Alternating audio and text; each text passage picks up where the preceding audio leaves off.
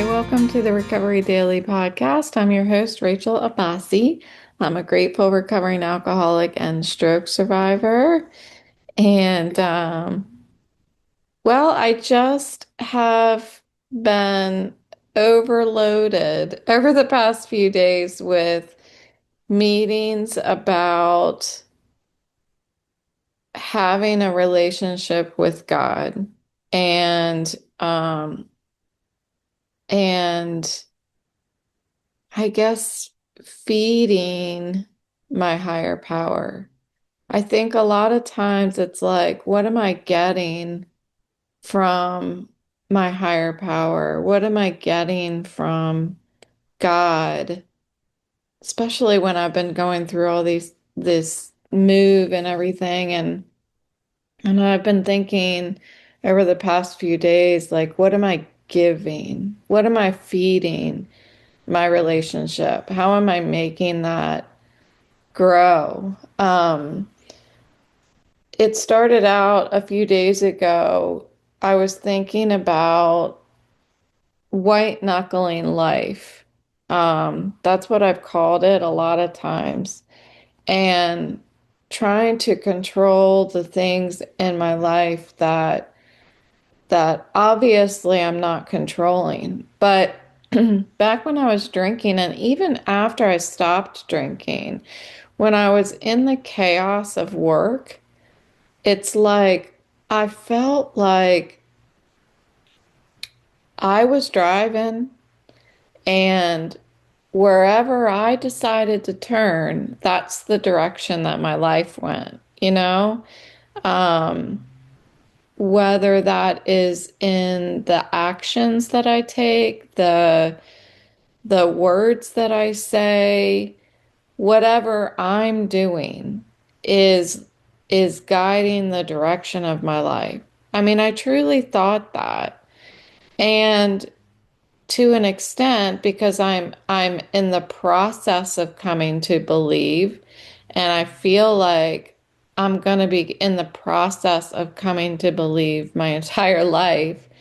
Um, but I'm starting to learn how to let go.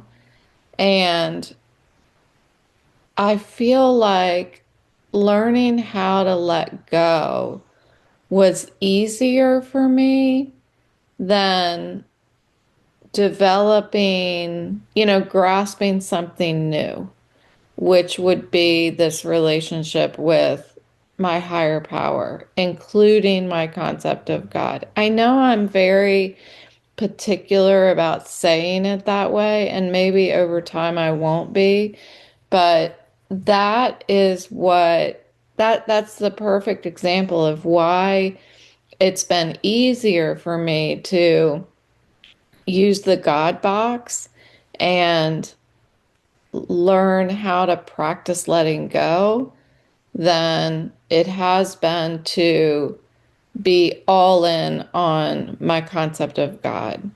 So I haven't talked about my God box in a while. So for those of you who have not been listening to the beginning, since the beginning of the podcast, which there's like 700 and something episodes, I think, if I'm not mistaken. There might be more than that. So I feel like it's few and far between of people who've listened to all of them, but there are some. Anyway, I the my God box is literally a little wooden box that one of the women in my sobriety gave me when I think when I reached 1 year of sobriety. It was a gift, and it's a little wooden box, and inside it were a little pad of paper with a little tiny pen, and I started using it right away when there were things that I couldn't let go of. I couldn't get over it. I grew up with my mom used to say that I needed to get over something, and I didn't understand how to do that. I needed some sort of like physical representation of like, what does that mean? Do you just forget about it? I mean, I can't because I'm so emotionally involved with whatever it is. And so when I learned in the program, when I heard people say, "Well, you need to let it go," I'm like, "It's the same thing. It's the same thing." And I remember saying to my sponsor at the time, I was like, "I don't know how to do that. My mom used to tell me to do that. I don't know how. I don't know how to let something go." Um, so this little box was, I would write down whatever it was. It was usually a person, write down their name, and I would put let go, let God, and write their name down. Put it in the box and shut the box. And that sound of the box shutting was like it no longer was a part of me. I was no longer holding on to whatever that thing was. And I used it for years. I was writing down, it was often people I worked with. I was writing down their name in the box. And coincidentally, and my boss always laughs at this, my ex-boss, I don't have a boss now, that the people that I wrote down in this and put it in my God box, every single one of them left the company or was let go. They were usually let go in some way, shape, or form.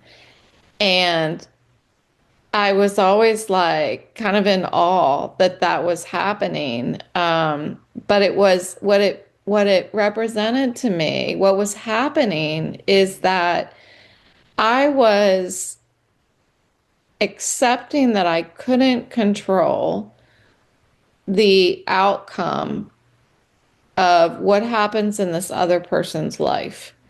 And for the longest time, I thought I could. I thought I could change people. I thought I could change their behavior or even their who they are at their core. I thought that. I thought that I was almighty. And my program helped me understand that I can't. And sometimes the best action I can take in my own life is for my own life is letting go of this other person and their issues because I was trying to adopt the problems of the other people around me and it's not my problem. I felt like it was my problem because it was affecting my life. This person is affecting my life. And I just was hell bent on making sure changing that.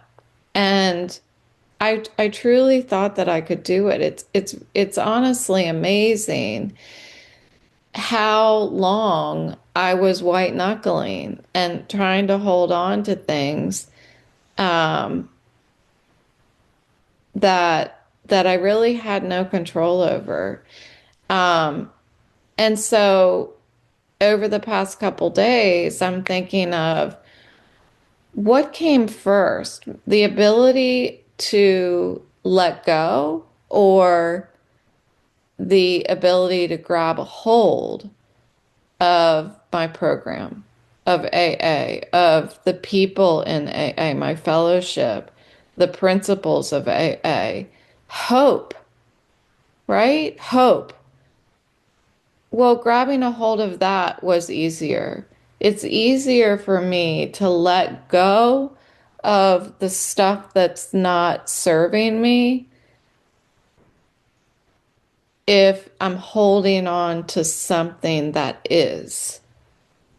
Because if I just let go of the bad stuff and I don't hold on to any good stuff, I feel like I'm falling. I feel like I'm not holding on to anything and I feel helpless. So when I when I came into sobriety, the first thing I did was hold on. I had to hold on to something. And at first, it was like I was just holding on to what people were saying. It wasn't even as if a lot of times they say, you want what we have. You come in, you want what we have. You see us in the meetings laughing and joking and living and stuff. I didn't even see that. All I could see was myself when I came in. All I could see was the pain that I was holding on to. And I wasn't able to start letting that go until I held on to something in the program, and it was what they said.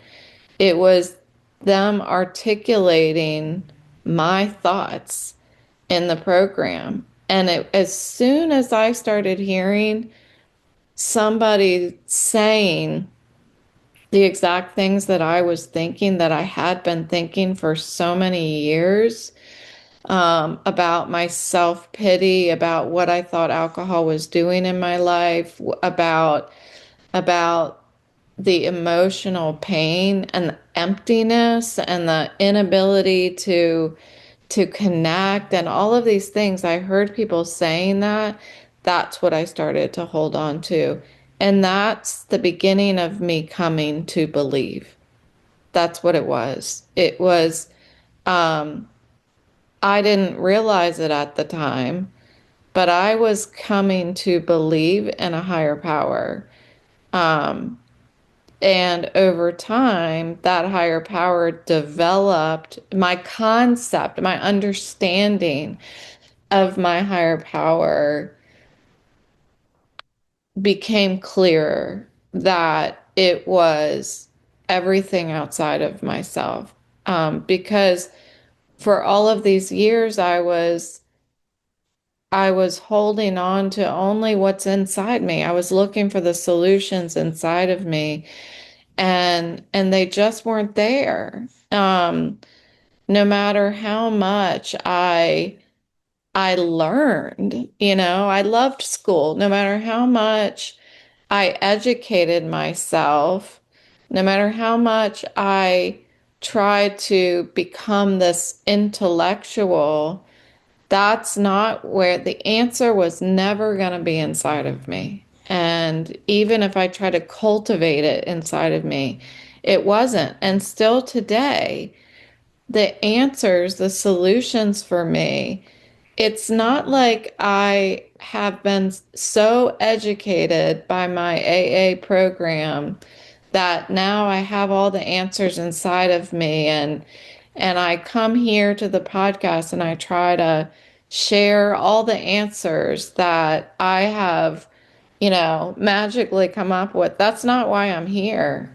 Because I realized a long time ago when I first entered sobriety that none of those answers were inside of me, and they're never gonna be. Um, they're outside of me. They're in the willingness and the openness to take the suggestions of the program. I learned the first time that I went to detox, came out, and started drinking again after 2 months of not taking any suggestions if I didn't feel like it, that it wasn't a choice for me as to which suggestions I was going to take and which weren't. That's when I learned this idea of turning off my wanter. Um, I the coming to believe required me to have an open mind and willingness to take all suggestions, everything. I had to take all suggestions. I had to stop picking and choosing the way that I wanted my life to go, the way that I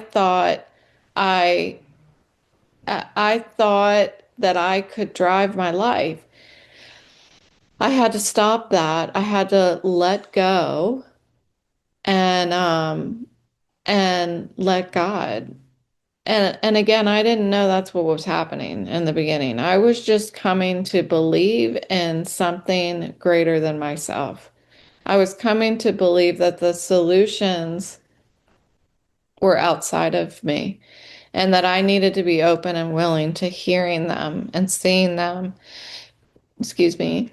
And again, I'm still coming to believe that transition from, I don't know if it's transition is the right word, but that leap of faith where I'm I'm coming to believe in a higher power, that there's something greater than just myself. I'm not it, right? Um, there's still this leap of faith in God that I've needed to take. And I do feel like it's been a little bit of a leap. Um, because I've had to start taking some action that that helps me to cultivate a concept of God. And I had a somewhat of a foundation. I wouldn't even call it a foundation. I would call it seeds. I've had seeds that have been planted my whole life. I've had a desire. I've always had a desire to um, have faith, to have a relationship with God. But I had no idea how to do that. So my leap has been, it's not like taking a leap for me was dangerous. It's like it was just uncomfortable. It's uncomfortable because it's like walking into a new company when you first start and everything they say is just like a foreign language. Like when I started my last job that I worked at before I was medically retired, everybody talked in acronyms because it was affiliated with the government. So everybody was talking in acronyms. I didn't know what anybody was talking about. I didn't even understand the industry that it was in. All I knew was my specialty in marketing. And slowly, by taking that leap, getting uncomfortable, I started to learn. I started to put context around how what I know can be applied to that industry. And that's exactly what I've been doing with coming to believe is I have been able to start putting context around that desire to believe in God that I always wanted, but I didn't know how to do it. I've started to be able to fold in. I think the other day I was talking about folding in, folding myself into life instead of trying to create life around me. Like chocolate chips are folded into a cake batter. And I've been starting to fold my life into faith or fold faith into my life. What is it? I'm putting context around my concept of God. So I'm folding God in to the context of my life is how I would probably articulate it. And as I've been doing that, it's starting to make sense. It's not that my concept of God is ever going to be something I totally understand, but what I think can happen is that I can understand how my concept of God is going to work in my life. And that is what is happening for sure. As I have been after my stroke, and particularly, I've been folding him in more, and my fears have started to subside ever so slightly. And my my desire to understand or control that which I cannot understand or control is starting to lift. And I'm starting to like take my hands off the wheel. And even when things are happening that I don't want to happen, that I don't understand why it's happening, um, I can I can trust. I can trust that it's happening because there's a greater plan for my life that thank God I don't have to understand. I just have to show up. That's my only requirement in life is to show up. And because of the program I can through experience and I'm going to be working on this my whole life is